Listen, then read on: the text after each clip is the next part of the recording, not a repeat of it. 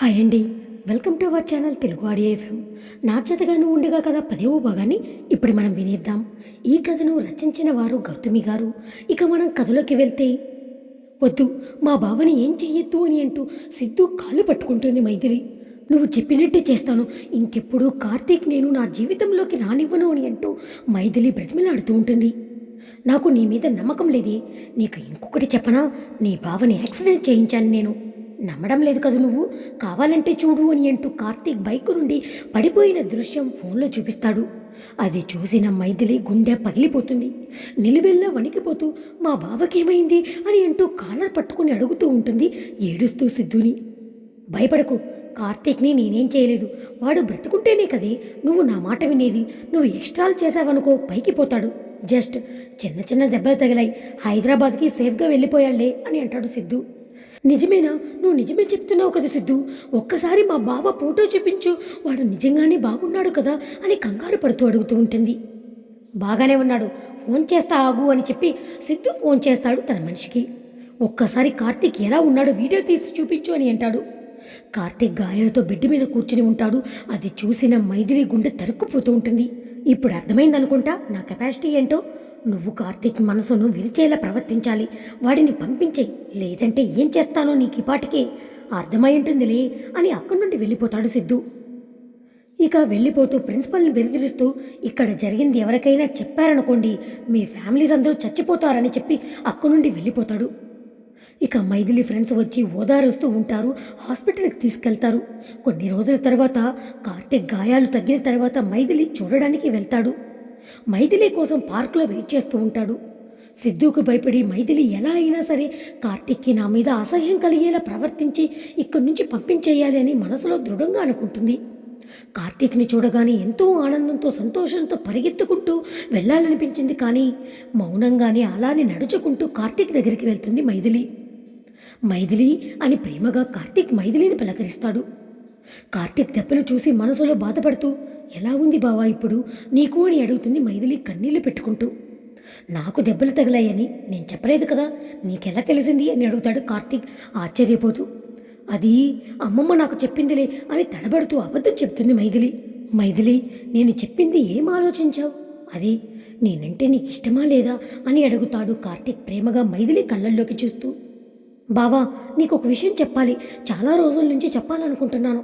నువ్వంటే నాకు ఇష్టమే బావా, కానీ ప్రేమించే అంత ఇష్టం, పెళ్లి చేసుకునే అంత ఇష్టం లేదు అని అంటుంది. కార్తీక్ ఆ మాటలు విని షాక్ అయిపోతూ, ఏంటి మైథిలి నువ్వు చెప్తుంది నిజమా? నేనంటే నీకు ప్రేమ లేదా? నిజం చెప్పు, అబద్ధం కాదు కదా, జోక్ చేస్తున్నావా అని అంటాడు కార్తీక్. నేనంటే నీకు చాలా ప్రేమ, అబద్ధం చెప్పకు మైథిలి అని అడుగుతాడు బాధగా కార్తీక్. అయ్యో బావా, నీతో జోక్ చేయాల్సిన అవసరం నాకేంటి అని పొగరుగా మాట్లాడుతూ ఉంటుంది మైథిలి. నేను నిన్ను ప్రేమించడం లేదు, నేను సిద్ధుని ప్రేమిస్తున్నాను అని అంటుంది. నువ్వు వెళ్ళిపోయిన తర్వాత నన్ను సిద్ధు చాలా బాగా చూసుకున్నాడు. ఇద్దరూ ప్రేమించుకుంటున్నాం, అలాగే ఇంట్లో కూడా ఒప్పుకున్నారు, మేమిద్దరం పెళ్లి చేసుకుంటున్నాము నా చదువు పూర్తయిన తర్వాత అని అంటుంది మైథిలి. మనసు చంపుకొని మనసులో బాధపడుతూ అతి కష్టంగా మాట్లాడుతూ ఉంటుంది మైథిలి. మైథిలి మాటలు విని కార్తీక్ గుండె పగిలిపోతుంది. ఎన్నిసార్లు నా మనసుని ముక్కలు చేస్తావు మైథిలి అని కింద పడి మోకాళ్ళ మీద కూర్చుని ఏడుస్తూ ఉంటాడు కార్తీక్. చా, నిజంగా నేను పిచ్చోండి మైథిలి, నీకు నేనంటే చాలా ఇష్టమని పిచ్చి భ్రమలో ఉన్నాను ఇంతకాలం. చిన్నప్పుడు అలాగే నన్ను వద్దన్నావు, ఇప్పుడు కూడా వద్దంటున్నావు. అసలు నువ్వు ఇంత మోసం చేస్తావని ఊహించలేదు నేను అని నానా మాటలు అంటూ ఉంటాడు కార్తీక్. కార్తీక్ అలా బాధపడి తిడుతూ ఉంటే మైథిలి మనసు విరిగిపోతుంది. ఇక నేను నిన్ను నమ్మి మళ్ళీ మోసపోయాను, ఇంకెప్పటికీ నీ మొహం నాకు చూపించుకో అని అంటాడు కార్తీక్. నువ్వంటే నాకు ఇష్టం లేదని చెప్పినందుకు నన్ను నానా మాటలు అంటున్నావా బావా? నువ్వు కూడా నాకు శత్రువు, ఇంకెప్పుడూ నాకు కనిపించకు, అమెరికా వెళ్ళిపో అని అంటుంది కోపంగా మైథిలి. సారీ బావా, నేనేం చేయను, ఎన్నిసార్లు నిన్ను బాధ పెట్టాను. ఆ దుర్మార్గుడు సిద్ధు నిన్ను ఏం చేస్తాడోనని భయపెడుతున్నాను బావా అని మనసులోనే ఏడుస్తూ ఉంటుంది మైథిలి. కార్తీక్ మైథిలి బిహేవియర్ చూసి అసహ్యంగా మైథిలి వైపు చూస్తాడు కార్తీక్. అదంతా దూరం నుండి చూసి సంతోషపడుతూ ఉంటాడు సిద్ధు. గుడ్ బై అని చెప్పి కోపంగా వెళ్ళిపోతుంది మైథిలి. కార్తీక్ బాధ చూడలేక అక్కడి నుండి వెళ్ళిపోతుంది. అలా రెండోసారి కూడా విడిపోతారు వారు. ఇక మనం ప్రెజెంట్లోకి వస్తే, అలా తన గతమంతా గుర్తుకు వచ్చి మైథిలికి తెలియకుండానే కన్నీళ్లు వచ్చేస్తూ ఉంటాయి. అలా భుజం మీద అప్పటి గాయం అలాగే ఉండిపోతుంది. మైథిలి అని అంటూ భుజం ఊపేస్తాడు కార్తీక్. ఏమైంది, ఏం ఆలోచిస్తున్నావు, ఎందుకు ఏడుస్తున్నావు అని అడుగుతాడు. బావా అని అంటూ ఏడుస్తూ హత్తుకుంటుంది మైథిలి. హే మైథిలి, ఎందుకురా ఏడుస్తున్నావు అని అంటూ ఓదారుస్తూ ఉంటాడు కార్తీక్ బాధపడుతూ. మైథిలి దేని గురించో చాలా మదనపడుతుందని కార్తీక్కు అర్థమైపోతుంది. అసలేం ఆలోచిస్తుంది మైథిలి అని నెమ్మదిగా అడిగి తెలుసుకోవాలనుకుంటాడు కార్తీక్. హలో మరదల్, ఏంటి సంగతి, అలా హక్ చేసుకున్నావు, ఎందుకు ఏడుస్తున్నావని అంటూ అడుగుతాడు లాలనగా కార్తీక్. షాపింగ్ మాల్లో ఉన్నావు, బాగోదే, ఎవరైనా చూస్తే తప్పుగా అనుకుంటారు అని అంటాడు కొంటిగా కార్తీక్. ఎలాగో మనం ట్రిప్కి వెళ్తున్నా కదా, అక్కడ బాగా ఎంజాయ్ చేసేద్దాంలే, అప్పటి వరకు ఆగు మై డియర్ మరదల్ అని అంటాడు కార్తీక్. అయ్యో బావా, నేను ఆ ఉద్దేశంతో నేను హక్ చేసుకోలేదు, ఏదో గుర్తొచ్చి హక్ చేసుకున్నాను అని అంటుంది ఎమోషనల్గా మైథిలి. చూడు బావా, నువ్వు మరీ రొమాంటిక్గా మాట్లాడుతున్నావు. బావా, నేను ఎమోషనల్గా హక్ చేసుకున్నా, ఏదో అనుకుంటున్నావు నువ్వు అని అంటూ అలిగినట్టు ఫేస్ పెడుతుంది మైథిలి. ఇప్పుడు కాకపోతే ఇంకెప్పుడు మాట్లాడుకునేది ప్రేమగా ముసలోళ్ళైన తర్వాతనా అని అంటాడు కార్తీక్. ఎలాగైతేనే నన్ను హక్ చేసుకున్నావు, ఫీలింగ్స్ క్రియేట్ అయిపోయాయి మైథిలి, నా వల్ల కావడం లేదే, పద త్వరగా వెళ్దామని అంటాడు కార్తీక్. ప్లీజ్ బావా, నువ్వు రొమాంటిక్ మూడ్లోకి వెళ్ళిపోయి నన్ను టార్చర్ చేయకు, షాపింగ్కి వచ్చాము, పద్ధతిగా షాపింగ్ చేసుకుని వెళ్దాం, అర్థమవుతుందా బావా అని అంటూ బుజ్జగిస్తుంది మైథిలి. నీకు సెలెక్ట్ చేసిన డ్రెస్సులన్నీ చాలా బాగున్నాయి, నువ్వు ఎంత అదిరిపోయావో తెలుసా అని అంటాడు. నాకు తెలుసు బావా, నేను చాలా అందంగా ఉంటానని, సో నువ్వు కొత్తగా ఏం చెప్పక్కర్లేదు అని యాటిట్యూడ్గా నవ్వుతూ ఉంటుంది మైథిలి. అవునా, రోజులు కొడుతున్నావు కదే, ఏదో నీ వెంట పడుతున్నానని నాకు తెలుసు, నేను కూడా చాలా హ్యాండ్సమ్ అని అంటాడు కార్తీక్ ఉడుక్కుంటూ. అయ్యయ్యో, ఆడపిల్లలు ఉడుక్కుంటున్నావేంటి బావా, నువ్వు కూడా చాలా హ్యాండ్సమ్గా ఉంటావు, నేను ఒప్పుకుంటున్నాను కదా అని అంటుంది మైథిలి నవ్వుతూ. వాళ్ళిద్దరికీ కావలసిన వస్తువులన్నీ కొనుక్కొని ఎయిర్పోర్ట్కి బయలుదేరుతారు. బావా, ఎయిర్పోర్ట్కి ఎందుకు, ఎక్కడికి వెళ్తున్నావు చెప్పు బావా అని అడుగుతూ ఉంటుంది మైథిలి. చుప్ బేబీ, నేనేం చెప్తాను అది చెయ్యాలి, 2 days, అర్థమవుతుందా, నాతో ఫుల్గా ఎంజాయ్ చెయ్యాలి, అర్థమైందా, కాదు అని అన్నావనుకో తోసేస్తాను ఇక్కడి నుంచి అని అంటాడు కార్తీక్. సరే చేస్తానులే అని అంటుంది మైథిలి. వాళ్ళని ఫాలో అవుతూ వస్తూ ఉంటాడు సిద్ధు మనిషి. ఇక కార్తీక్ మైథిలి ఎయిర్పోర్ట్కి చేరుకుంటారు. ఇద్దరూ ఫ్లైట్ కూడా ఎక్కేస్తారు. మనం గోవా వెళ్తున్నామా బావా అని అడుగుతుంది మైథిలి ఎగ్జైట్ అవుతూ. అయినా బావా, ఇంత సడన్గా గోవా ఏంటి అని భయపడుతుంది మైథిలి. చూడు మైథిలి, అస్సలు డిస్టర్బ్ చేయొద్దు, నేను నీతో ప్రేమగా ఉండాలని చాలా ప్లాన్ చేసుకున్నాను, ఈ 2 days నువ్వు నాతో చాలా ప్రేమగా ఉండాలి, అర్థమవుతుందా అని అంటూ మైథిలి పక్కకి జరిగి మైథిలి భుజం మీద పడుకుంటాడు కార్తీక్. నీకు కావాల్సింది మాత్రం నీకు ఇచ్చేయాలి బావా, నా గురించి అస్సలు పట్టించుకోవు కదా అని అంటుంది మైథిలి. నువ్వేమనుకున్నా పర్లేదు మైథిలి, నేను నిన్ను పిచ్చిగా ప్రేమించాను, నన్ను పట్టించుకున్నావా నువ్వు, ఏం పట్టించుకోకుండా నన్ను రిజెక్ట్ చేశావు, నన్ను పట్టించుకోలేదు నువ్వు, ఇప్పుడు నువ్వు నాతో ఉండాల్సిందే, నాతో టైం స్పెండ్ చేయాల్సిందే అని అంటాడు. అవన్నీ మనసులో పెట్టుకుని నాతో రివెంజ్ ప్లాన్ చేసావా బావా అని అంటుంది మైథిలి కోపంగా. అవును, రొమాంటిక్ రివెంజ్ తీసుకుందామని నేను ప్లాన్ చేశాను అని అంటాడు కన్ను కొడుతూ కార్తీక్. వారి పక్కన సీట్లో కూర్చున్న కొత్తగా పెళ్ళైన ప్రేమ జంటను చూస్తారు కార్తీక్. అలా ఇద్దరూ చాలా ప్రేమగా ఒకరికొకరు చూసుకుంటూ కవ్విలించుకుంటూ ఉంటే కార్తీక్ వాళ్ళని చూసి, చూడు మైథిలి, వాళ్ళని ఎంత ప్రేమగా ఉన్నారో వాళ్ళు, నువ్వు ఉన్నావు, ఎప్పుడు చూడు ఏదో ఒకటి ఆలోచిస్తూ ఉంటావు, చక్కగా మొగుడు పక్కన ఉన్నప్పుడు కొంచెం ప్రేమగా ఉండడం నేర్చుకోవే అని అంటాడు కార్తీక్. వాళ్ళు పక్కన ఎవరున్నారా అని కూడా పట్టించుకోకుండా లోకాన్నే మర్చిపోయి ఎలా ప్రేమించుకుంటున్నారో అని అంటూ ఉంటాడు కార్తీక్ మురిసిపోతూ. బావా, వాళ్ళని చూడకు, వాళ్ళకి ఇబ్బందిగా ఉంటుంది అని అంటుంది మైథిలి. నాకు నీతో అలానే ప్రేమగా ఉండాలని ఉంది మైథిలి, నువ్వు కొంచెం సహకరించవచ్చు కదా అని అంటాడు కార్తీక్. నీ మాటలకు అర్థం ఏంటి బావా, ఇప్పుడు నేను నిన్ను ముద్దు పెట్టుకోవాలా అని అడుగుతుంది మైథిలి. ఎస్, ఐఎమ్ రెడీ, పెట్టుకుంటావా అని ఎగ్జైట్ అయిపోతూ మైథిలి దగ్గరకంటూ వస్తాడు కార్తీక్.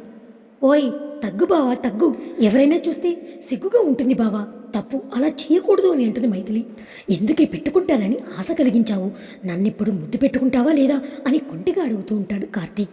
పులిని చూసి నక్క వాతలు పెట్టుకుందట, పక్క వాళ్ళు ఎలా ఉంటే మనకెందుకు బావా, మనం మంచిగా ఉండాలి అని అంటుంది మైథిలి.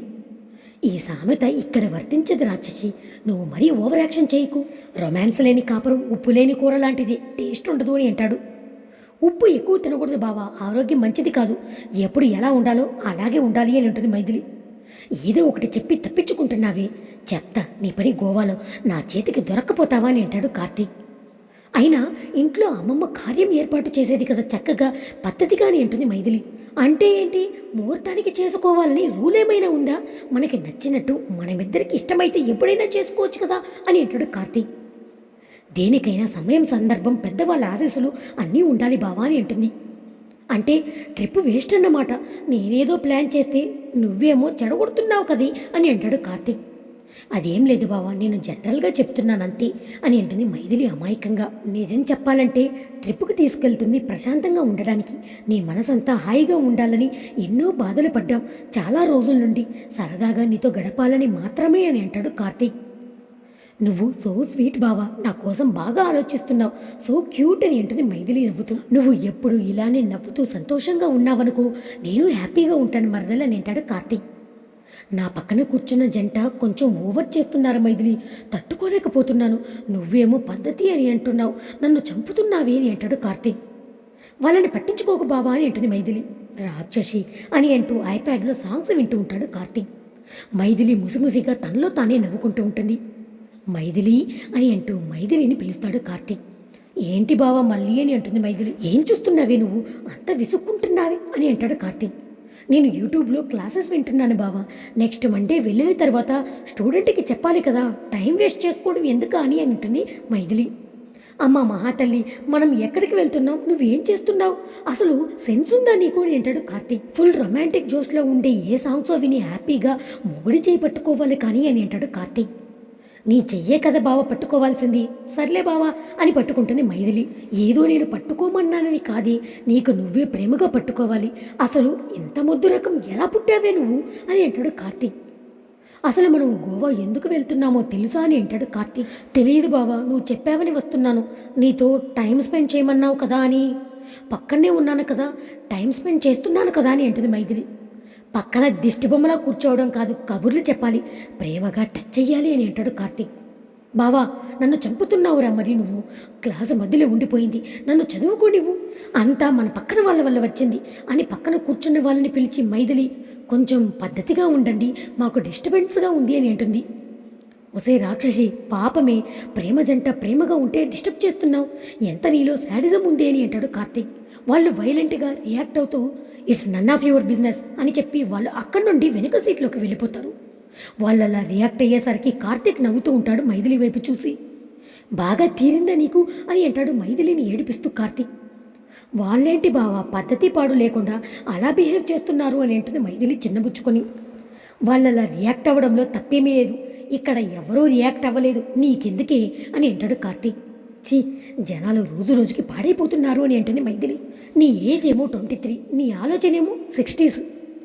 ఛీ, మరీ నన్ను అలా తీసి పడేయకు బావా, నాకు ఫీలింగ్స్ ఉంటాయి, కాకపోతే చెప్పుకోనంతే అని అంటుంది మైథిలి. నా ఫీలింగ్స్ ఎక్స్ప్రెస్ చేయడం కొంచెం రాదు బావా నాకు అని అంటుంది మైథిలి దిగులుగా. బాధైనా కోపమైనా ప్రేమైనా ఎక్స్ప్రెస్ చేయకుండా తెలియదు మైథిలి, చెప్పు నాకు, ఏదైనా సరే నేను చూసుకుంటాను కదా అని అంటాడు ప్రేమగా కార్తీక్. వాళ్ళు వెనుక సీట్లో కూర్చోవడానికి వెళుతూ నా వైపు జాలిగా చూశారు అని అంటాడు కార్తీక్. ఎందుకు బావా అని అంటుంది మైథిలి. నిన్ను పెళ్లి చేసుకుని కష్టాలు పడ్డా అని వాళ్ళ ఉద్దేశంలే అని అంటాడు కార్తీక్. అంటే వాళ్ళ ఎక్స్ప్రెషన్ బట్టి నువ్వు నన్ను పెళ్లి చేసుకోవడం వల్ల నీకు కష్టాలని కదా బావా అని అంటుంది మైథిలి కోపంగా. అవును అంటూ కావాలని తల ఊపుతాడు జాలిగా ఫేస్ పెట్టి కార్తీక్. అంతేగా మరి అని అమాయకంగా పెడతాడు ఫేస్. మైథిలి రోషంగా, వాళ్ళే నా ప్రేమగా ఉండేది, నువ్వు కూడా నా మీద చేయి వేసుకో బావా, ముద్దు పెట్టుకో బావా అని అంటుంది మైథిలి. మరి అందరూ ఉన్నారన్నావు కదా అని అంటాడు కార్తీక్. పర్లేదులే అని అంటుంది మైథిలి. సరే అయితే గొడవ చెయ్యవు కదా, చెయ్యి వేస్తే అని అంటాడు కార్తీక్. దెబ్బకు దారికొచ్చింది అని అనుకుంటాడు మనసులో నవ్వుతూ. నేనేమీ అనను బావా అని అంటుంది మైథిలి సిగ్గుపడుతూ. మన కార్తీక్ తగ్గేదే లేదు అని చెప్పి నడుం మీద చేయి వేసి ప్రెస్ చేస్తాడు. ఆ చర్యకు మైథిలి గుండె జల్లుమంటుంది.